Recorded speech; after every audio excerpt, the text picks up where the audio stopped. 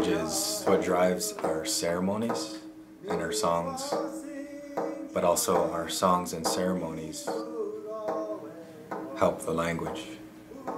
And I feel like you can't have one without the other. It was kind of forced from us. We became ashamed of doing our songs, our dances, and speaking our language, and then that transferred into our own people, and we began shaming each other for speaking. Kind of sparked something in me, like I feel like we should have it, we should strive to keep it. As everybody spoke it, it was not a learning, going to school thing. You just learned it as you grew up. And it's very fascinating because nobody really ever learned grammar, but they knew how to change the suffixes or the prefixes when they spoke, just automatically. Little kids just automatically wanted to speak proper native language. The history actually goes way back, way back before the Europeans came over.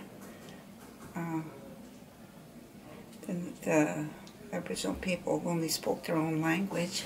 They started learning more about who we are as Anishinaabe or Haudenosaunee or Hongwe. I started getting more curious why we don't have our language anymore, why we don't have our songs or ceremonies. I went to residential school for 7 years. My whole family did. We spoke both English and Ojibwe at home. When we started school, we were speaking English, but we lived on a reserve. So we learned by playing with the other kids how to speak Ojibwe. But then we left and we went to residential school, my two brothers and my sister and I. So while in residential school, we didn't use the language, but we went home like every summer, every Christmas, every New Year's, Thanksgiving. And my mother spoke Ojibwe very, very fluently. Well, my dad did too. But they'd always speak to us in English at home. But when they were together, other people came, they spoke in Ojibwe. So we heard it, both languages all the time. Once you leave the reserve, you really have nobody to talk to in your language for years. So for years, I never spoke to anybody unless I went home. And I don't think you lose it, you just put it back there. All the girls I worked with, everybody in the staff, they all spoke English. But a lot of our clients spoke Ojibwe.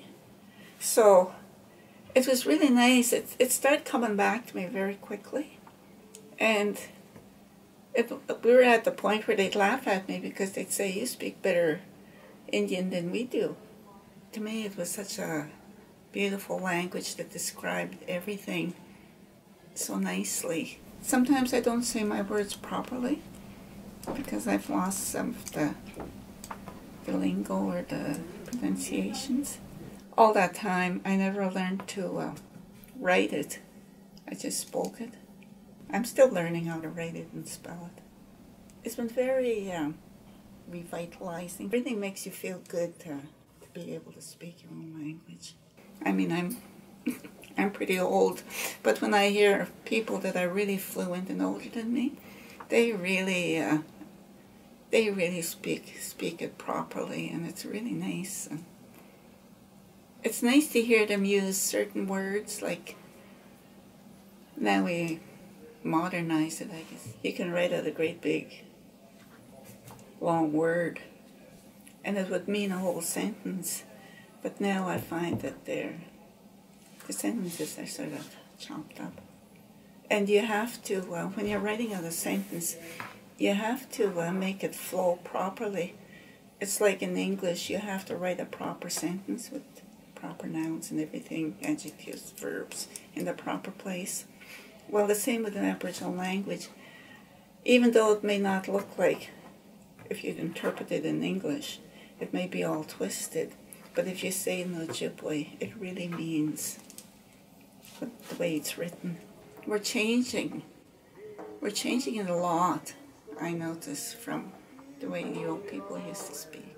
What you're doing is you're passing on the sounds that have been in this North America since eternity, and you're passing that sound on to the next generation.